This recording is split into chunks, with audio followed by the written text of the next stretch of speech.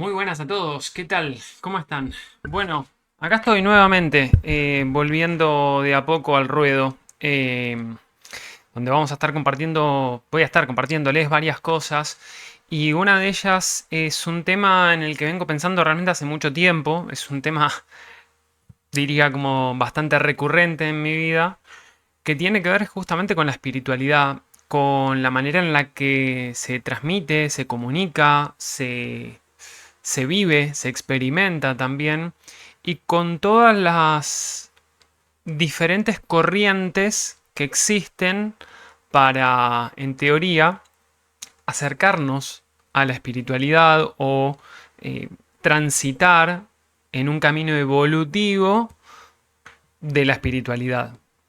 Entonces acá ya partamos de una base que tiene que ver con justamente el entendimiento de lo que es la espiritualidad, o sea, de dónde viene, a qué se refiere. Y el término etimológico, que proviene del latín, esencialmente tiene que ver con el concepto de alma, de divinidad y demás, pero después esto se ha ido modernizando y tiene más que ver con, como con una especie de búsqueda de sentido, ¿no? Digamos, son algunas de las maneras que tenemos de interpretar a la espiritualidad. La espiritualidad hace muchos años estaba estrechamente ligada a la religión. Y acá yo lo que vengo a plantear es algo, no sé si diferente, pero por lo menos como suelo hacer es invitar a cuestionar. Y de hecho, para mí, la manera en la que estuve reflexionando al respecto es que la espiritualidad se trata más de cuestionar que de creer. A veces siento que con, con tanta información que hay dando vueltas, ya sea en el ámbito astrológico, que tal vez es el que más manejo, así como en otros ámbitos más también espirituales o esotéricos, que tienen que ver, por ejemplo, con los registros akáshicos, con la idea de karma, de vidas pasadas y demás. Bueno, a veces creo que se pueden generar ciertas confusiones que en realidad de fondo esconden una búsqueda. O sea, una búsqueda de sentido, de propósito, de, de justamente para qué estamos encarnando lo que estamos encarnando. Y creo que al final de todo, también lo que se pretende, consciente o inconscientemente, es aliviar de alguna manera el dolor. Esto que muchas veces hablé, muchas veces se dice, hay una frase que es súper conocida, que es el dolor es inevitable, el sufrimiento es opcional. Bueno, yo creo que va justamente por ese lado, ¿no? O sea, el dolor no lo podemos evitar. Creo que es una de las condiciones inherentemente humanas, inherentemente materiales. Y acá es donde voy a hacer énfasis, justamente en este concepto de la dualidad, de la unidad, porque, de nuevo, hay cosas que me hacen mucho ruido. Y este ruido que me hacen tienen varias aristas, tienen varios enfoques. Uno de ellos es que a veces siento que todas estas cuestiones de la espiritualidad se pueden malinterpretar o también se pueden usar consciente o inconscientemente casi como una herramienta de manipulación o persuasión. Entre la manipulación y la persuasión, la única diferencia es la intencionalidad con la que se hace. O sea, si hay una intencionalidad, eh, digamos, entre comillas, positiva para ambas partes, podríamos hablar de persuasión. Si hablamos de una intencionalidad positiva para una única parte, para la parte interesada, ahí estaríamos hablando de manipulación. Entonces, ¿qué nos trae todo esto? ¿Por qué les vengo a hablar de este tema y de la espiritualidad sin dogmas? Eh, bueno, porque cosas que estuve leyendo, cosas que estoy experimentando, cosas que voy escuchando en diferentes videos, son puntos de gran inspiración para mí. O sea, me inspiran a pensar, me inspiran a cuestionar.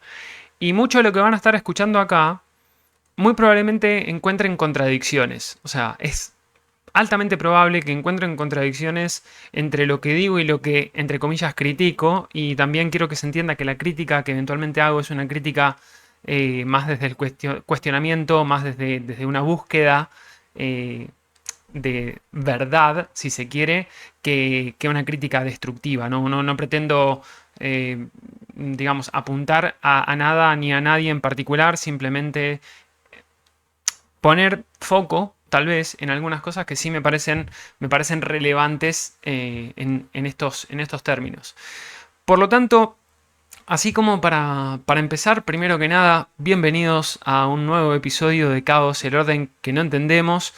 Y la introducción es comprender a la espiritualidad como búsqueda. Al menos así lo comprendo yo. Digamos, tomen lo que yo voy a estar acá diciendo como una propuesta más que como una afirmación. ¿Está bien? Es simplemente eso, es una propuesta a preguntarnos, una invitación a preguntarnos algunas cosas. Y para mí sí, la espiritualidad la podemos comprender como una herramienta para encontrar sentido y paz.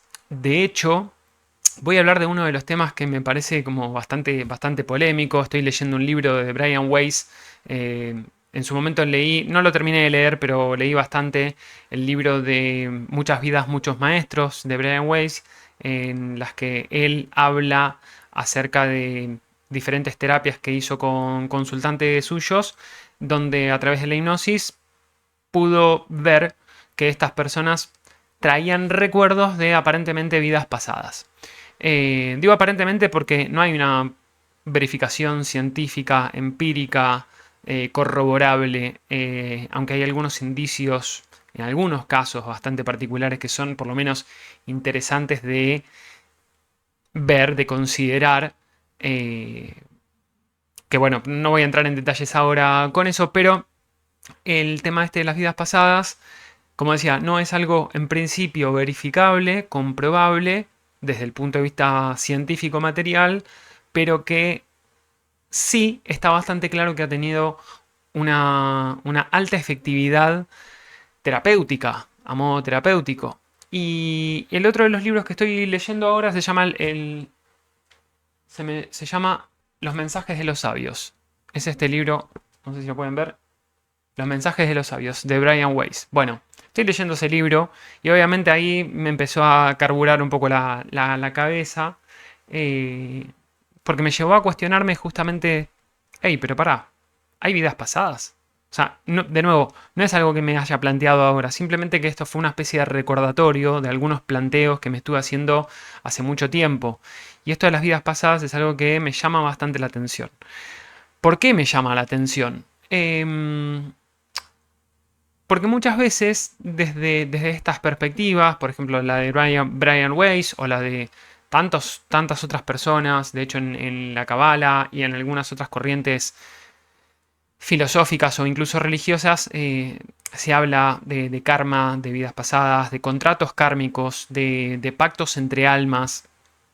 Y ahí es donde hay algo que me chirría, me hace bastante ruido.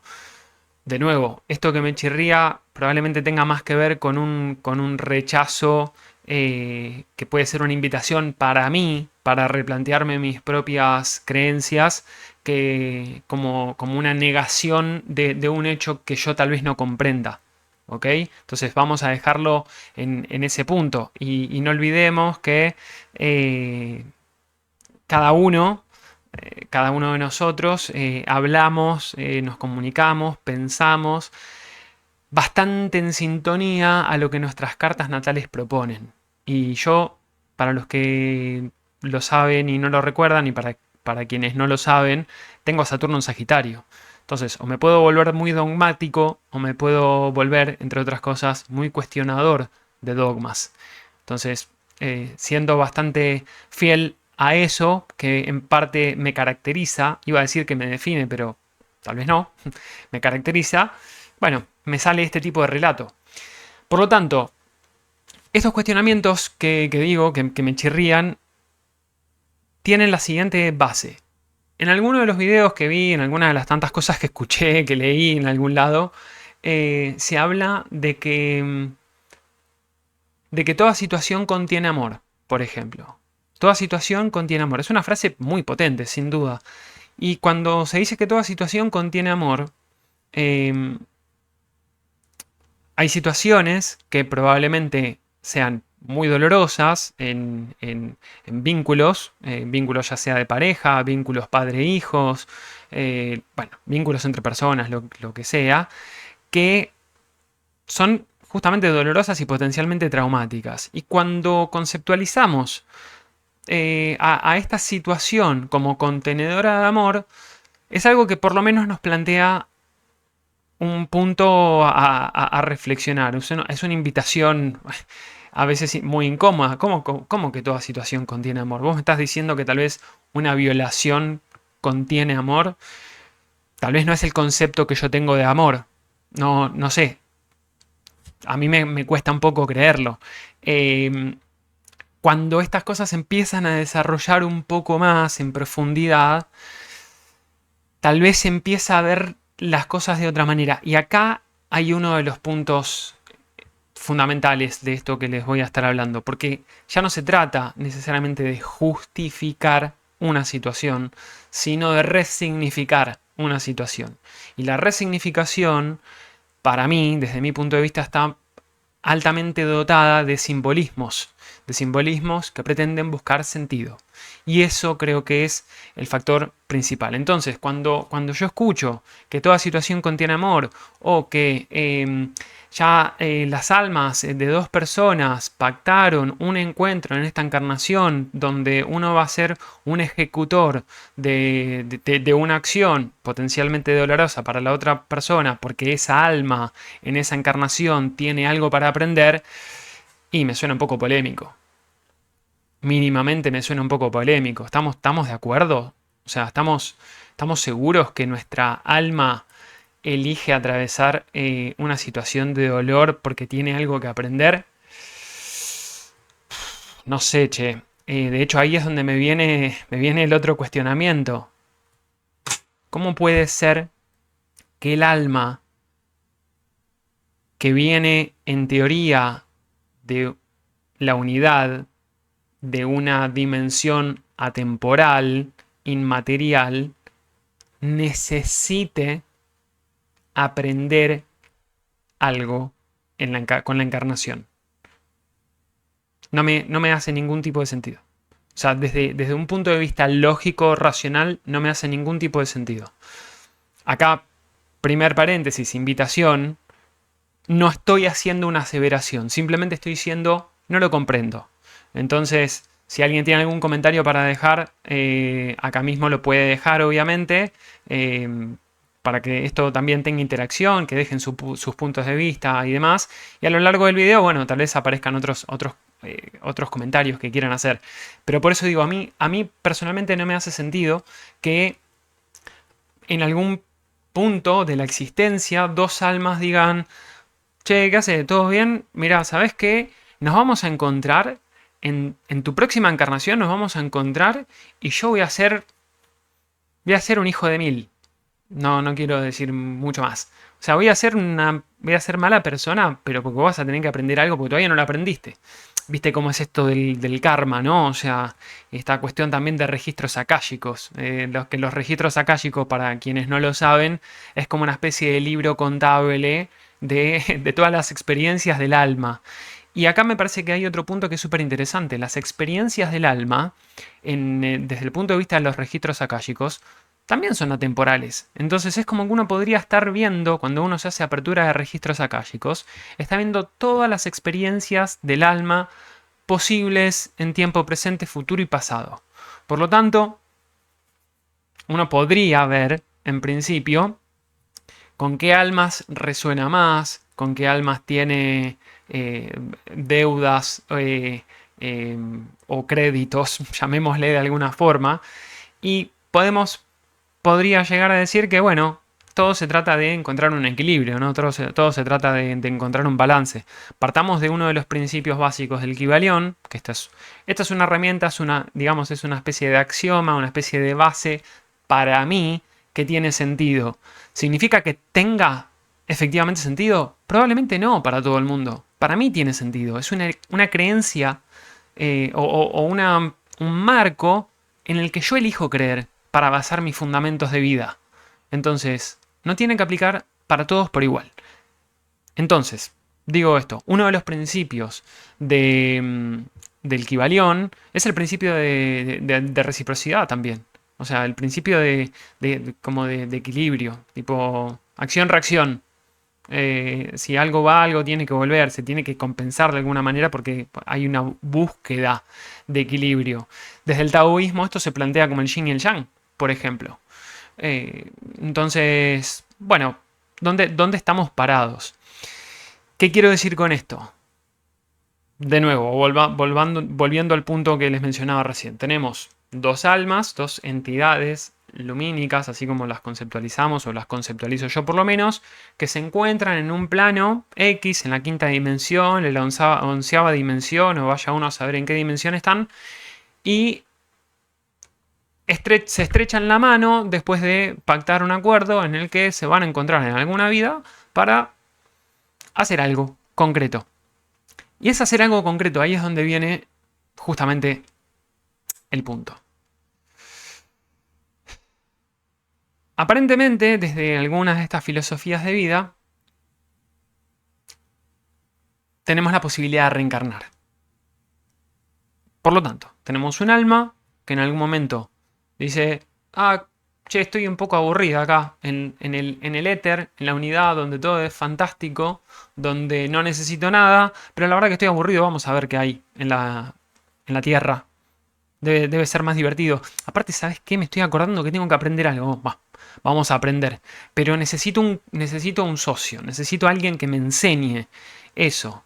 Entonces, elijo una vida, voy a encarnar y esta vez me toca hacer qué sé yo, me toca hacer un plebeyo. Y mi socio va a ser un general de un ejército opositor, no sé si opositor, pero opresor de mi círculo social. Entonces yo como plebeyo voy a estar siendo oprimido, perseguido y castigado por ese qué sé yo, capitán o oficial o lo que sea. Entonces ahí nos encontramos y tenemos ese encuentro donde ambas almas que no recuerdan que se tenían que encontrar, se encuentran y eventualmente aprenden lo que tienen que aprender. ¿Cómo verificamos el aprendizaje? Bueno, no lo sé, o sea, no lo tengo tan claro. Desde ese punto de vista, desde mi punto de vista, de lo que yo fui experimentando, los aprendizajes están ahí a la orden del día, estamos todo el tiempo aprendiendo de la vida, de las experiencias que nos trae. Y para mí el aprendizaje tiene más que ver con encontrarle un sentido a la experiencia que corroborar un sentido. ¿Qué quiero decir con esto?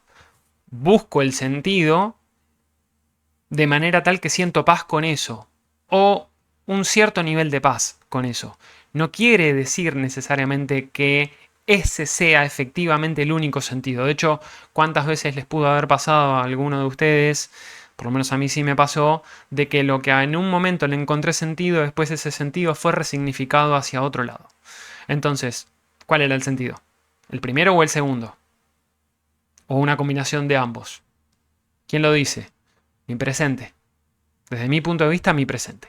Por lo tanto, esto que decía que me chirría que las almas hagan pactos para encontrarse en una vida y aprender lo que tengan que aprender, me genera mucha incomodidad y cierto nivel de rechazo cuando estamos hablando, por ejemplo, de cosas que son efectivamente muy traumáticas desde lo que nosotros conceptualizamos, desde nuestra creencia también occidental, porque tal vez en otras creencias, en otras culturas, tal vez no sea tan traumático, pero el ejemplo que se me viene a la cabeza, como mencioné al principio, es tal vez una violación de un, qué sé yo, de un padre a un hijo, de un adulto a un niño, o de dos adultos incluso, ¿por qué no? O sea, dos adultos hechos y derechos donde hay un abuso de poder, ya sea una violación física, sexual o un simplemente, no es simple, pero un abuso de poder lisa y llanamente.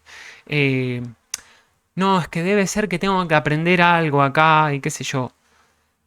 aclaro de nuevo, yo soy de los que se plantea a la vida como un punto de experiencia, un ámbito, mejor dicho, un ámbito, una gran escuela donde nosotros aprendemos cosas. No sé, no estoy convencido de que sea un plan perpetrado por el alma, porque ese es el otro punto.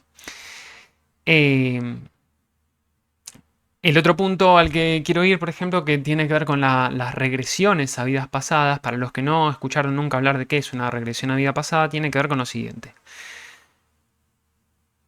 Imagínense que ustedes tienen alguna situación que les está incomodando en su vida actual, por la razón que sea, y deciden acudir a una persona que tiene la capacidad de eh, hacerlos ir a una vida pasada. Esto justamente es una sesión de regresión a vidas pasadas. Es que en general consiste en ponerte en una especie de estado meditativo o a través del uso de la hipnosis, en el que uno entra en un plano muy de su subconsciente y empieza a relatar algunas cuestiones que podríamos decir que están ligadas a vidas pasadas. Digo podríamos decir porque, como dije al principio, no tenemos una verificación empírica. Entonces, experiencia personal. Les voy a contar mi experiencia personal. Yo en el 2020, a finales del 2020, también estaba en una crisis también personal, vincular, etcétera, etcétera. Y después de haber hecho varias veces terapia, después de haber hecho, después de estar interiorizándome también en la astrología, de ver algunas cuestiones simbólicas que resuenan con algo que podría llamar karma para mí, de mi punto de vista de alma, también siempre entre comillas. Dije, bueno, voy a probar algo diferente y decidí hacer una regresión, una sesión de regresión a vidas pasadas. Historia larga, hecha corta, fue como una sesión de casi 3 o 4 horas, si no recuerdo mal. Y al principio yo, la verdad, sentía que iba como todo muy rápido. Me decían, bueno, yo voy a contar de... voy a hacer una cuenta regresiva y cuando llegue a 0 me vas a decir dónde estás. 5, 4, 3, 2, 1, 0, ¿dónde estás? No sé, estoy acá, sigo estando acostado en el mismo lugar. No me moví de acá, estoy como demasiado todavía en este ámbito. Y me decía, bueno, vamos de nuevo. 3, 2, 1, 0, ¿dónde estás? Sigo estando acá, en el mismo lugar, no pasó nada de tiempo. Bueno, 3, 2, 1, 0, ¿dónde estás? Aparece un olor, aparece un aroma y mi mente, digamos, recordé algo de mi infancia. Ahí apareció un recuerdo de mi infancia. Yo tendría, no sé, 4 años más o menos, estaba en el jardín y no importa mucho el relato ahora, pero el hecho concreto es que me fui a ese recuerdo. Y ese recuerdo, junto a otros recuerdos posteriores, tenía mucho sentido con algo que yo estaba transitando en ese momento, que tenía que ver con una percepción, énfasis en esta palabra, percepción de herida de abandono. ¿Por qué hago énfasis en la palabra de percepción? Porque esa herida de abandono, o el abandono mejor dicho, no existió nunca. O sea, eso que yo había concebido de niño como un abandono, como un potencial abandono, que quedó marcado eventualmente como una herida a nivel psíquico, nunca existió. Entonces, por eso hago énfasis en esto de percepción, y esto en el ámbito astrológico tiene mucho que ver con la luna. Por eso también digo, pequeño paréntesis, hago énfasis en que la luna es una puerta de entrada al autoconocimiento, y más abajo en la descripción pueden encontrar el curso que tengo subido en Hotmart, donde es un curso de 6 clases, 11 horas, donde justamente hablo de la luna en mucha, mucha profundidad, porque realmente me parece que es fundamental entender de dónde vienen tantas repeticiones y memorias y percepciones a nivel emocional. Entonces, cerrando paréntesis con esto, yo me fui para ahí, para esa vida pasada, digamos, que no fue, no fue una vida pasada realmente, pero fue un pasado de mi vida presente, de mi encarnación actual, que en ese momento yo no comprendí de ninguna manera.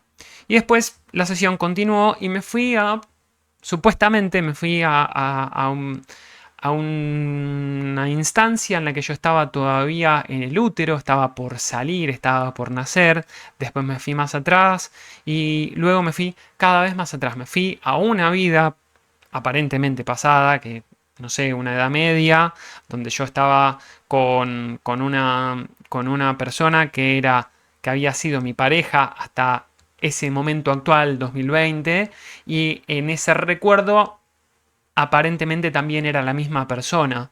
Y por alguna razón yo había sido apresado y había sido distanciado de todos mis seres queridos y esencialmente tuve que hacer como una búsqueda muy significativa también de la espiritualidad, ¿no? De un contacto con Dios a pesar de mis pocas ganas de vivir en esa vida pasada.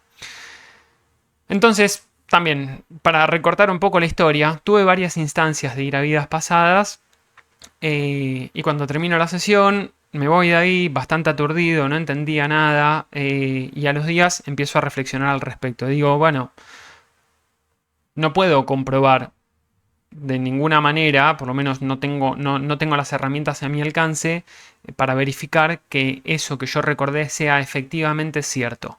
Sin embargo, lo que sí pensé es dos alternativas. O tengo una imaginación muy frondosa por el nivel de detalle con el cual describí ciertas circunstancias y ciertas situaciones y detalles y demás, o recordé. ¿Cómo hago para comprobarlo? No lo sé. Por eso digo, acá es donde empiezo, ¿entienden las contradicciones? Yo parto de un punto de vista donde digo, che, me suena raro, me hace mucho ruido que las almas tengan pactos para encontrarse en esta vida y hagan ciertas cosas u otras y demás, cuando en realidad, bueno, tal vez no sé, no es tan así, y sin embargo tuve una sesión de regresión a vidas pasadas que me hizo bastante sentido. Por lo tanto, ¿cuál es la realidad? ¿Dónde estamos parados? Eh, por eso digo que las narrativas espirituales las podemos entender más como mapas y no como hechos. Porque justamente estas ideas como la reencarnación, la evolución espiritual, creo yo, considero que son construcciones humanas para dar sentido al caos. Como en mi ejemplo. O sea, mi ejemplo de esa sesión de regresión a vidas pasadas fue útil sin necesidad de creer en vidas pasadas como hechos. Por eso digo, yo no estoy negando, no estoy diciendo no crean en vidas pasadas, no crean en pactos entre almas, no, porque así como no puedo comprobar que existen, tampoco puedo comprobar que no existen. No lo sé, no lo sé. Ahora, ¿le encuentro una función? ¿Le encuentro una utilidad?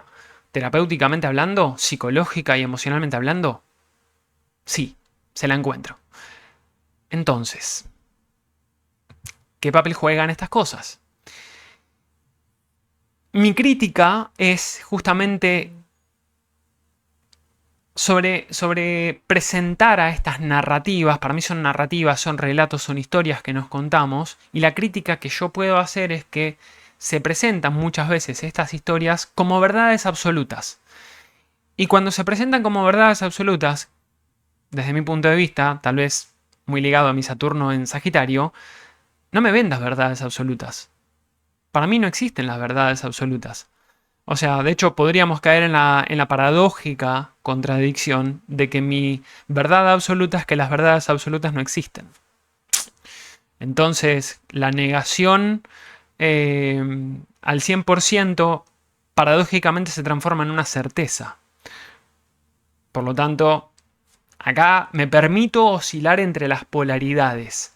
Porque justamente esto creo yo que es lo que nos puede nutrir. Como, bueno, a ver, pensemos las cosas de este lado, pensemos las cosas de este otro lado, muy de Mercurio en Libra también, que lo estoy teniendo en oposición a Saturno y a Neptuno, y en trígonos a Urano, a Urano en Géminis y a Plutón en Acuario. Tengo a Mercurio en el grado cero de Libra. Entonces, digo, puede ser que tal vez haya estos cuestionamientos que me lleven de un lado a otro, muy alineado también a mi ajna y cabeza definidos en mi diseño humano, mi carta de diseño humano, pero justamente es esto, ¿no?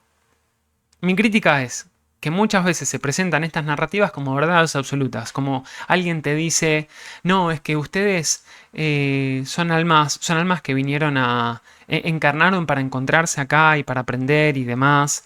Cuando los dos están en un plano de conciencia bastante elevado, ok, te lo puedo llegar a tomar porque, bueno, creo que se puede llegar a ver de una manera bastante hasta sana, diría, porque, bueno, justamente puede permitirles a cada uno de ustedes, les puede permitir encontrar puntos en común.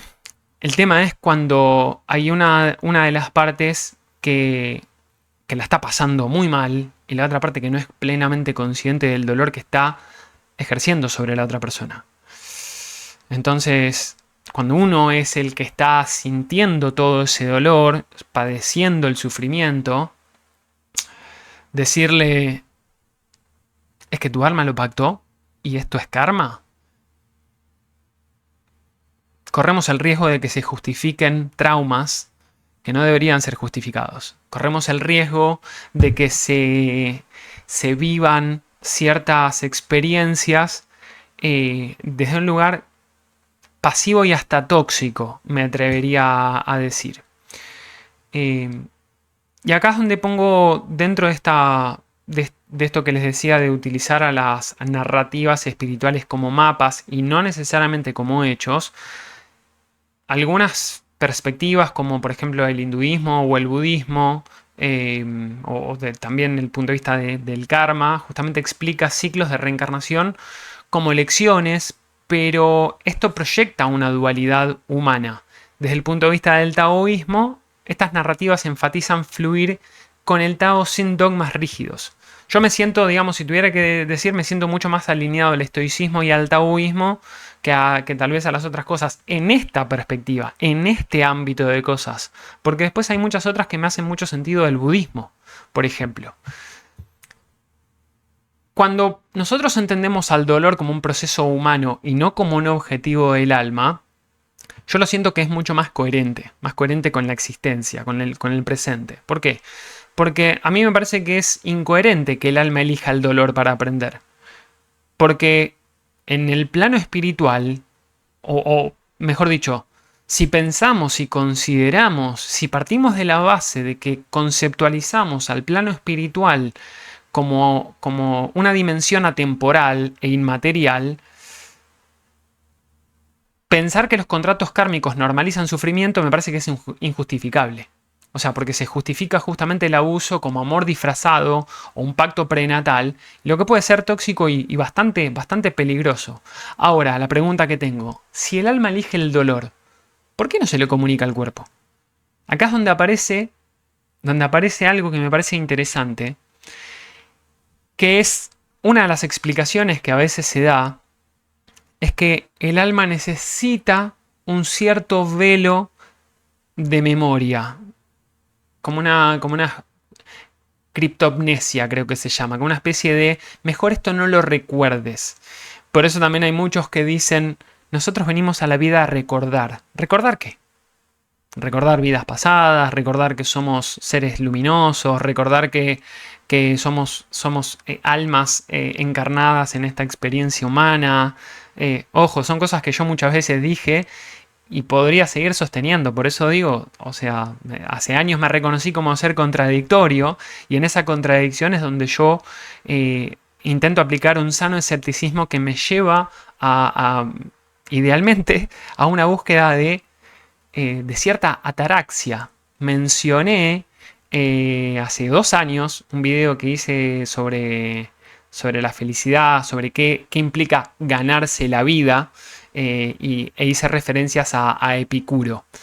Vayan a ver ese video que me parece que está muy bueno también. Epicuro, la búsqueda de ataraxia, de los placeres mesurados, en fin, tal vez muy afín con mi Venus en cuadratura a Saturno, Venus en Virgo.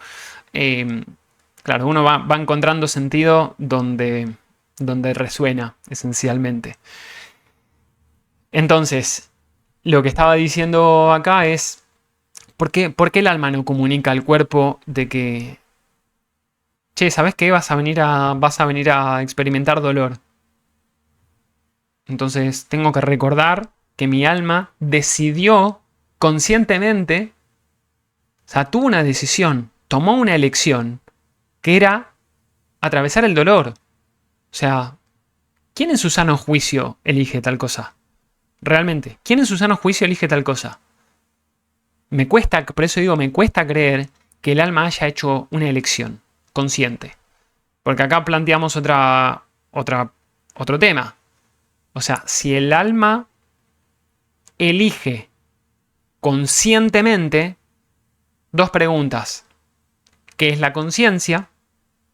Esto ya lo hablé varias veces, la conciencia tal vez no está en la cabeza, no está en la mente, sino que la mente tal vez sea un receptor de la conciencia que vive fuera del cuerpo. Por lo tanto, si vive fuera del cuerpo, ¿dónde vive la conciencia? Y si el alma eligió conscientemente atravesar el dolor en esta experiencia humana para aprender algo, ¿qué eligió? Porque si elegís, elegir es tener opciones. Punto número 1. Si tenés que aprender, es porque algo todavía no sabés. Entonces, ¿por qué el alma tendría necesidad de aprender? ¿Por qué el alma elegiría atravesar el dolor? ¿Y por qué el alma es tan tóxica, entre comillas, para no decirle nada al cuerpo, no decirle nada a la materia, de que la va a pasar mal? Aclaro también, ¿la pasamos mal en la vida? Sí, no. O sea, como todo.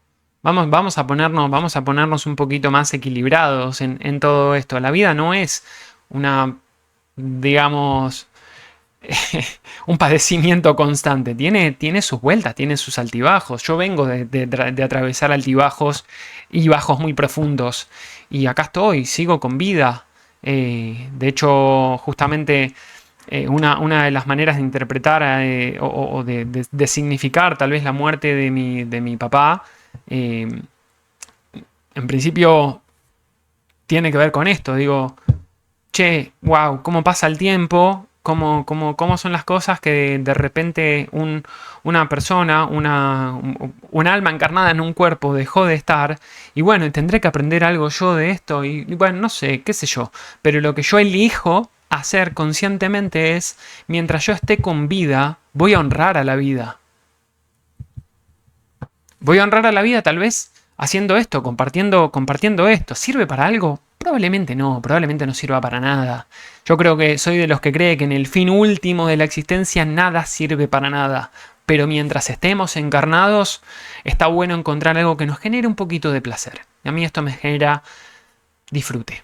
Me genera disfrute cuestionar, me genera disfrute compartir, me genera disfrute interactuar. Lamentablemente es algo que no puedo hacer cuando me pongo en estos monólogos que digamos, por un lado me estimulan y por otro lado siento que me quedo vacío porque me gusta sentir el intercambio, y esto es algo que quiero fomentar, quiero, digamos, promover las charlas, los encuentros semanales o semestrales, no, semestrales no, mensuales, en fin, ya veré. Pero lo que quiero decir con esto es, estamos acá, nuestra alma elige conscientemente aprender. Elige porque tiene opciones. Conscientemente porque tal vez hay una conciencia que está fuera del cuerpo. Y aprender es porque algo todavía no sabe. Entonces, ojo, que el alma tal vez no es tan iluminada como nosotros la creemos. Tal vez el alma no existe, incluso, como nosotros la conceptualizamos. Tal vez el alma es un concepto en el que elegimos creer. ¿Para qué? Para buscar sentido. Para buscar sentido. Y otros podrán decir, con mucha razón, no busques sentido. No tiene sentido, paradójicamente. No busques sentido porque no tiene sentido. Y lo mejor que puedes hacer es vivir, disfrutar la vida y ya está. Tomarla como un juego. Tomarla como un juego, y ahí es donde viene el otro de los conceptos de qué es esto de la evolución espiritual. ¿Acaso será una especie de videojuego cósmico? ¿Qué tal si estamos En algún momento hablé de lo que es la simulación, si vivimos en una simulación o no, si vivimos en un videojuego. Pensemos las cosas de la siguiente forma. Va, les comparto mi forma de pensar, piénsenla como quieran. Eh,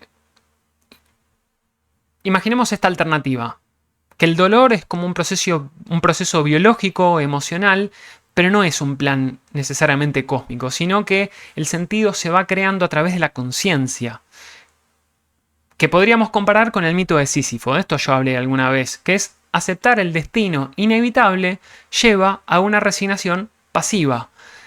A mí me gusta pensar que más que resignación pasiva, en el caso más extremo, con el que no comulgo tanto, es aceptar, justamente. Entre la aceptación y la resignación, la línea es muy fina. Para mí la resignación te saca pulsión vital y la aceptación no la anula. No sé si el concepto psicológicamente está bien así, filosóficamente está así, es la manera en la que yo lo interpreto. Si alguien lo interpreta de otra manera, si alguien sabe específicamente cuáles son las diferencias y las quiere compartir, excelente, pues está bueno que se genere también esa interacción. Pero bueno, el mito de Sísifo esencialmente era un tipo que estaba constantemente subiendo una piedra por una pendiente y cada vez que estaba por llegar a la cima, Doc, volvé a cero, volvé a cero. Y el tipo, claro, se esforzaba un montón, intentaba hacerlo de maneras diferentes y era siempre lo mismo, constantemente lo mismo. Hasta que no te queda aceptar otra que tu destino es ese. Destino. Ya no libre albedrío. Ey, ¿qué pasa acá? Por ejemplo, desde el budismo esto se ve como una especie de dukkha, sufrimiento, que es inherente al apego, o no es inherente al apego, perdón, es el sufrimiento o el dukkha se ve desde el budismo como inherente por apego y es trascendible, si se quiere, como un camino que tiene ocho pasos, si se quiere. El hinduismo atribuye el dolor a un karma pasado para la evolución. El taoísmo esto lo promueve, o mejor dicho, promueve más la aceptación y fluir con el dolor natural sin resistirse a eso. Desde un punto de vista más filosófico, si se quiere, relativamente moderno, Jean-Paul Sartre, más existencialista, ve el sufrimiento como parte de la condición humana, pero somos libres para responderlo. Y el nihilismo, por su lado, considera sufrimiento como algo completamente sin sentido, es una ficción sin valor inherente. Entonces, ¿qué camino elegís creer? No sé, yo no tengo un camino definido, o sea, es como que tengo un poco de todas.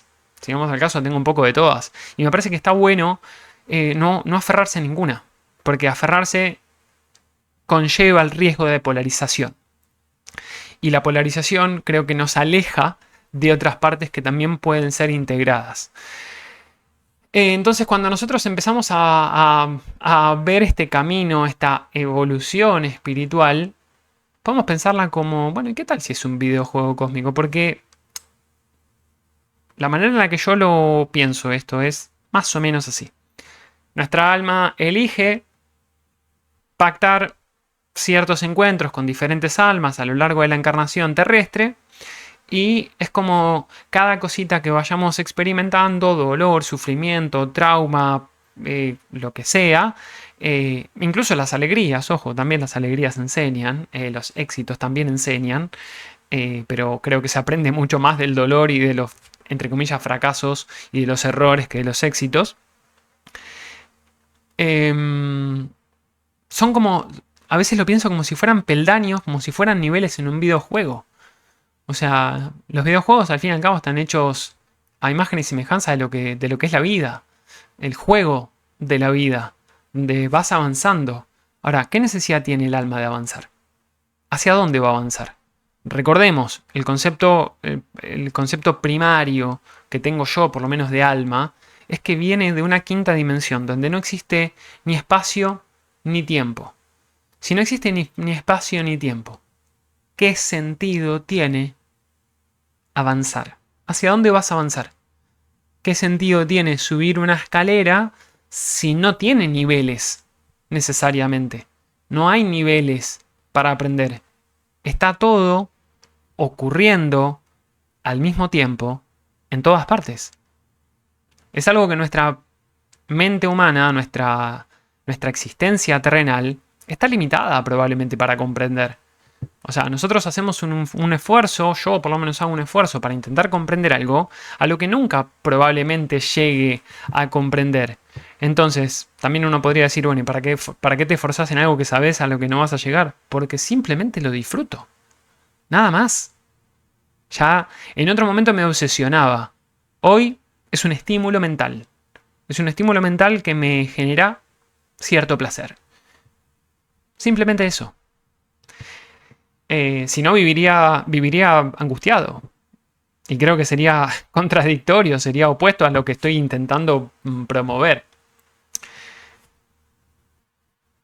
Porque justamente hay uno de los puntos que también me chirría mucho cuando se habla de los procesos espirituales, ¿no? Muchas veces se habla de que, digamos, de que cuando uno empieza a tomar conciencia y cuando uno empieza a transitar este camino de despertar espiritual, es como que está acelerando el tiempo, ¿no? Y la pregunta que se me viene a la cabeza es, ¿cuál es el afán respecto al tiempo para aprender lo que el alma tiene que aprender? Si la va a aprender igual. La va a aprender en esta vida, en la vida que viene, si creemos en reencarnación, si creemos en vidas pasadas. Pero es que no tiene sentido. O sea, no tiene sentido tener afán en relación al tiempo cuando el alma en realidad ya vive en un plano dimensional completamente atemporal, como decía antes. No tiene sentido el tiempo, no tiene sentido la materia, ni tiene sentido el aprendizaje. Porque si algo de todo eso tuviera sentido, el alma también estaría en un plano similar o equivalente a la materia. O sea, nosotros encarnados tenemos una linealidad biológica, tenemos una linealidad material, tenemos un plan con un objetivo que parte de un punto 0 y va a un punto 1. ¿Y cómo va hacia ese punto 1? Bueno, eso, digamos, ir de un punto A a un punto B es porque hay algo que es finito. Cuando vos tenés que atravesar el infinito, no tiene mucho sentido para dónde vas, cuándo vas, a qué velocidad vas, porque estás en ese lado, en ese lugar, en ese momento, todo el tiempo. ¿Se entiende acá o los estoy mareando demasiado?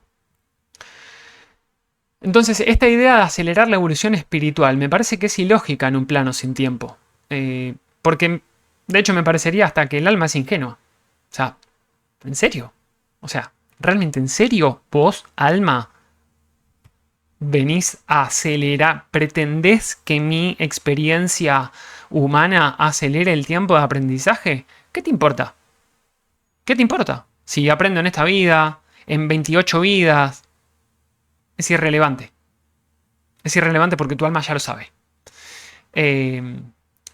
Porque de hecho podríamos ver a la unidad como un peldaño más. Y a los contratos kármicos que perpetúan ciclos de dolor justificado. Atrapándonos en resignación. Y eso me hace ruido. Entonces los conceptos de progreso y metas son proyecciones humanas. Son proyecciones materiales. En cambio, la espiritualidad para mí es estar en el presente y no se trata tanto de alcanzar un destino. La espiritualidad como yo la estoy concibiendo y como yo la estoy queriendo transmitir ahora. Recordemos lo primero que dije. ¿Qué tal si la espiritualidad se trata más de cuestionar que de creer? Por eso se llama espiritualidad sin dogmas, este capítulo. El hinduismo usa la reencarnación y al karma como un proceso evolutivo hacia el moksha, por ejemplo. El budismo busca el cese de dukkha, que es este sufrimiento que les decía a través del nirvana, de este punto como más de elevación, que algunos nos imaginamos muchas veces el estado de nirvana como un estado donde uno flota literalmente. Y tal vez ese estado de flotación no es tal cosa, tal vez es algo que fisiológicamente ocurre en nuestro cuerpo, que nos pone en un estadio en un estado de comprensión diferente o de alteración de la conciencia. Cuando hablo de alteración de la conciencia no pretendo hacer un juicio sobre esto, simplemente un estado alterado de conciencia que tal vez nos abren puertas para conceptualizar eh, a las cosas de otra forma.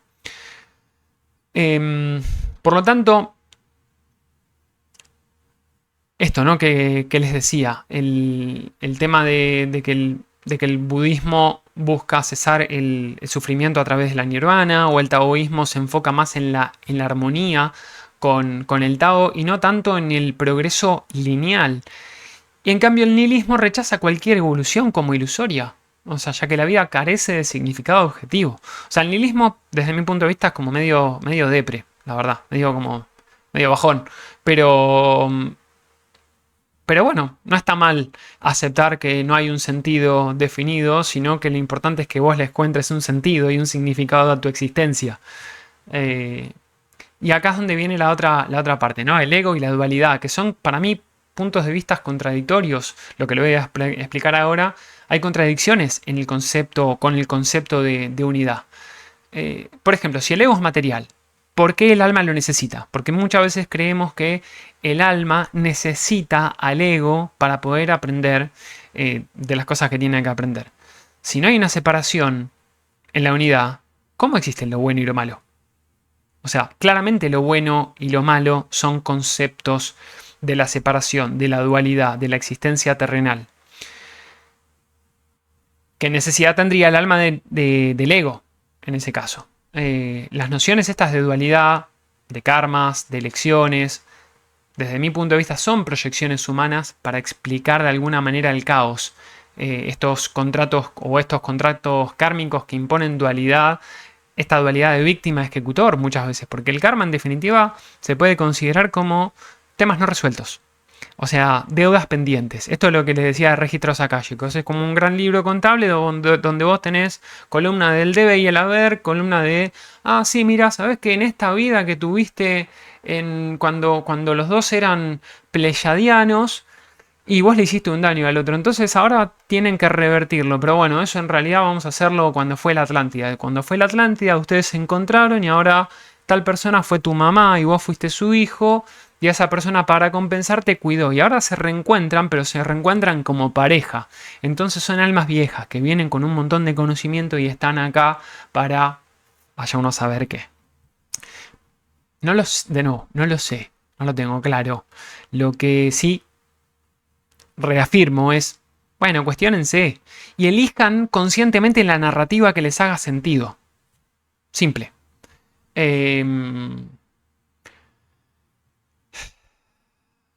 Justamente para mí integrar el ego y la dualidad como parte de la experiencia humana, sin necesidad de trascenderlos, es una gran oportunidad que nosotros tenemos. Una oportunidad, ¿por quién? Simplemente por una elección propia. Nada más. El hinduismo ve a la dualidad como ilusión, como la famosa Maya, ¿no? El budismo atribuye a la dualidad como ignorancia. En realidad, el taoísmo integra opuestos, esto del yin y el yang que les decía antes, en un flujo natural. Como que las cosas van y vienen, van y vienen. En este sentido estoy también más alineado con esa mirada. Sartre ve al ego como libertad en un mundo que no tiene una esencia fija o prefijada. Y acá es donde viene la paradoja nuevamente del destino versus el libre albedrío. Porque muchas veces las experiencias dolorosas, desde el punto de vista kármico, desde el punto de vista de pactos álmicos, bueno, estaba predestinado. Entonces, ¿qué sentido se le da al libre albedrío? Si yo lo que estoy atravesando fue porque tuve un pacto con el alma de la otra persona, en otra vida, en otra encarnación, o vaya uno a saber en qué plano dimensional, entonces yo no elegí conscientemente estar acá. Eligió mi alma por mí. Y si alguien eligió por mí, yo no tengo libertad. Tengo una ilusión de libertad. ¿Se entiende? Por lo tanto, el libre albedrío podría ser una ilusión predestinada. O sea, donde los contratos kármicos, por ejemplo, anulan la libertad. Y esto nos va o va convirtiendo a la vida en un guión esquematizado, robotizado, que perpetúa muchas veces el dolor de manera justificada.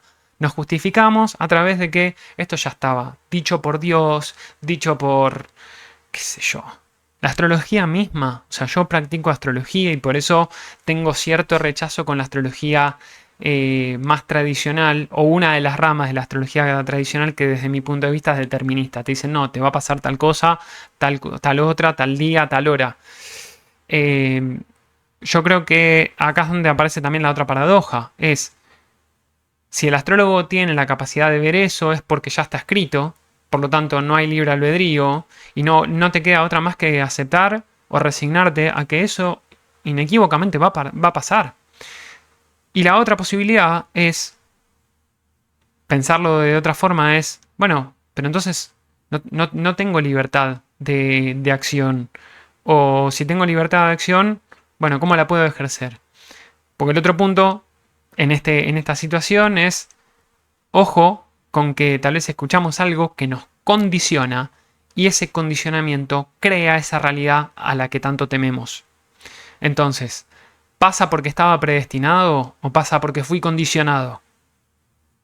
Esta es la invitación que quiero hacer, que se cuestionen y que elijan conscientemente las narrativas que les hagan sentido en sus vidas.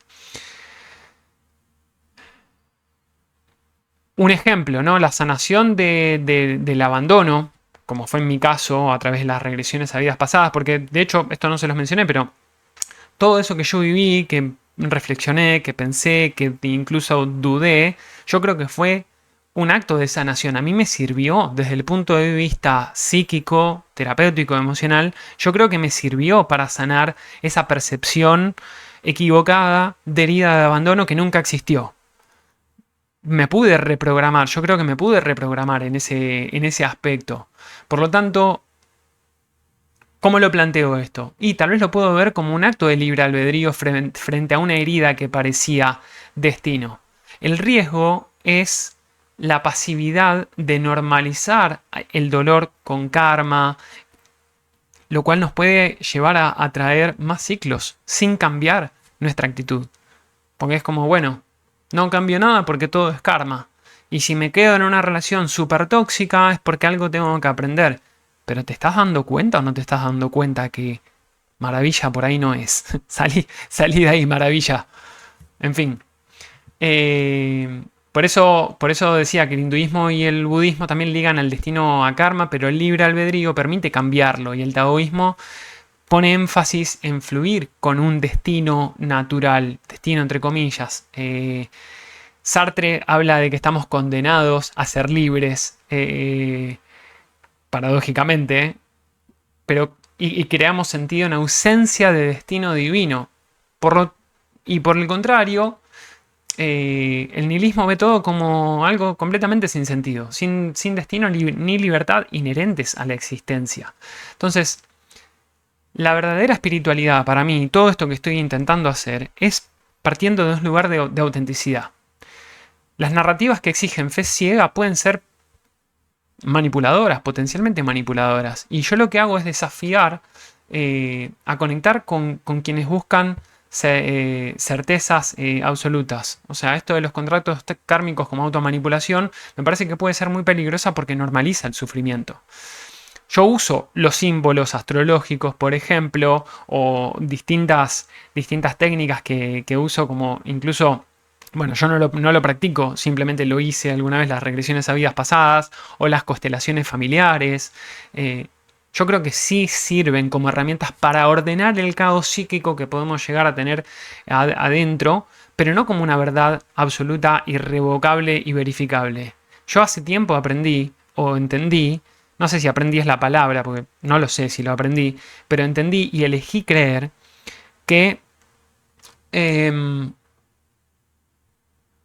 es una elección.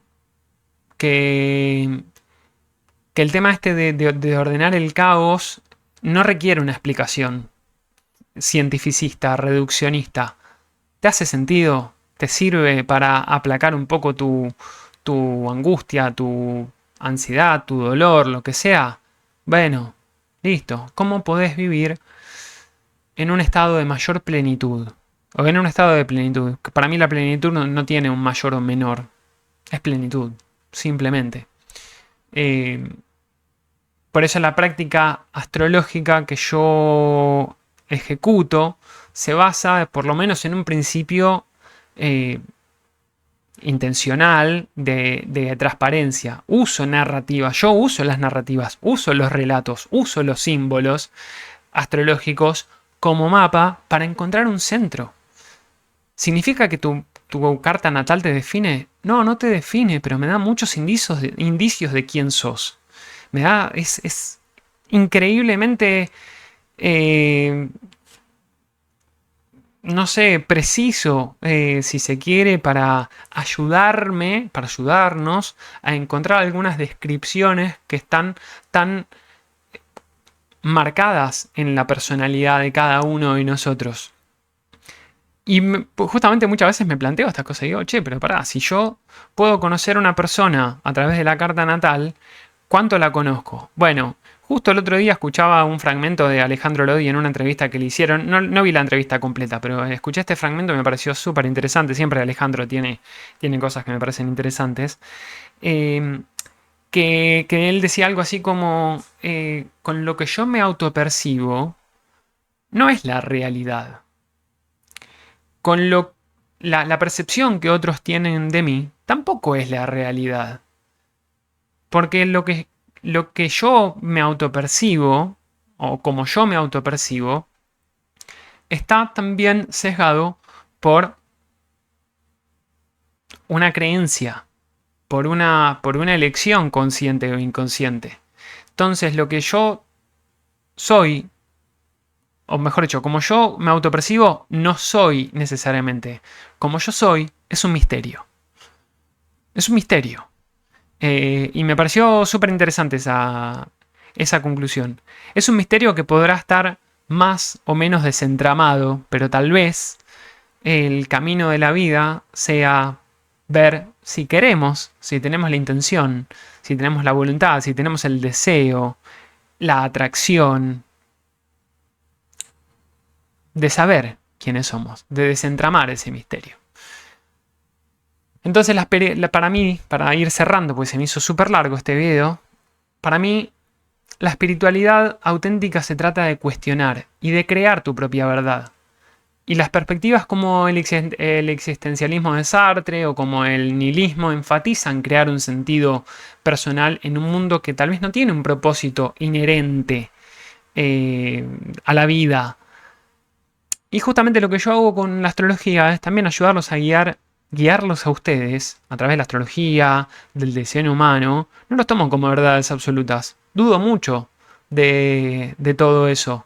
Pero cada vez que me acerco a las personas a través de estos lenguajes simbólicos, veo que, por lo menos, creo que ayudan muchísimo a abrir las puertas de la percepción, abrir las puertas de la conciencia. Entonces, para cerrar, ¿qué narrativas espirituales te cuestionaste? ¿Cómo encontrás sentido en tus desafíos de la misma vida? Entonces, otra invitación es, bueno, acercarse tal vez a la astrología o alguna otra herramienta para navegar justamente este caos desde un lugar honesto, desde la honestidad intelectual, desde una búsqueda que no sea la salvación. Yo no te voy a salvar. Yo no vengo a darte una solución mágica. Vengo a hacerte preguntas. Ojalá las preguntas adecuadas, las preguntas precisas, las preguntas que vayan al hueso de lo que vos necesitas en este momento o en ese momento. Para mí espiritualidad justamente es escribir tu propio guión y no seguir uno que ya esté impuesto.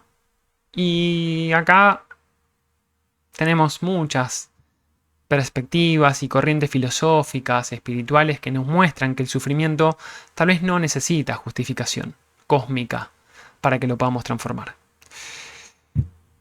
Gente, eso ha sido todo por hoy. nada, los escucho ahí en comentarios. No los escucho, los leo en comentarios. Déjenme todo lo que quieran. Si les interesa también este contenido, compártanlo. Coméntenme si prefieren que haga las cosas de otra manera. Voy a volver con la astrología también de a poco. Pero bueno, me interpelan estas cosas también. Así que eso quería compartirles hoy con ustedes en este nuevo episodio de Caos, el orden que no entendemos. Y nada, invitación a practicar una espiritualidad sin dogmas. Nos vemos en la próxima. Hasta luego.